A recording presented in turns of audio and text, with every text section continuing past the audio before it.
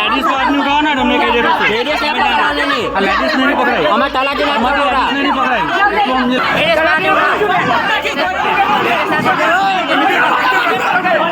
મહુવાના ધોળીકુઈ ગામમાં ફરી એકવાર રબારી સમાજ અને આદિવાસી સમાજ આમને સામને આવી ગયા છે।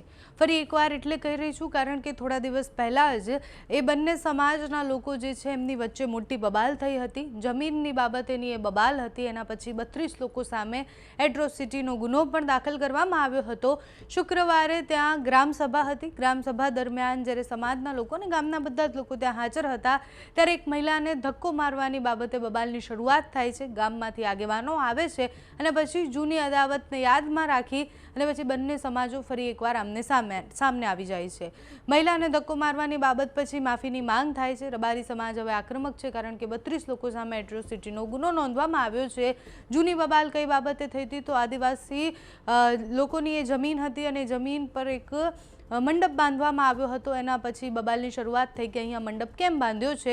રબારી સમાજના લોકો જે છે એ અને આદિવાસી સમાજના લોકો ગામમાં જે રહેતા હતા એ બધા જ ભેગા થયા અને પછી આમને સામને આવી ગયા। તોડફોડ થઈ।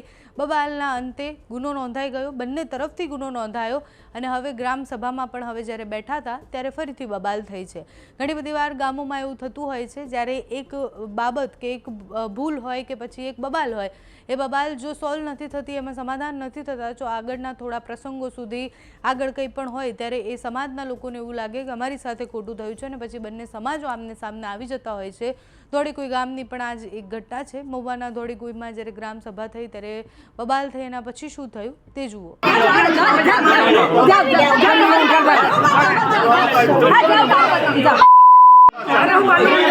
लेडीज को आदमी उठाओ ना, हमने कह दिया लेडीज ने नहीं पकड़ाई, हमें तलाक नहीं पकड़ाई। हम ले जाए, हाँ लेडीज ने नहीं पकड़ाई। हाँ तलाटी जा ले ऊपर, मेरा भैया की रात का खाम जो रात मारा भैया अकेला केना रात का खाम जे तू मरी गया। हां दिव्यस भाई મને આયોજન ની કરવાની એ હજાને માટે લાવવાનું તમે જોઈએ મને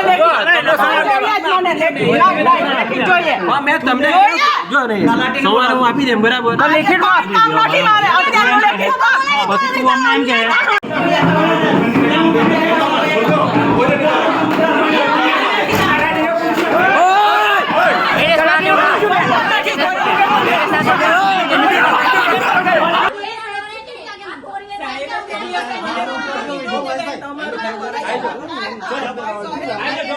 બાકી છે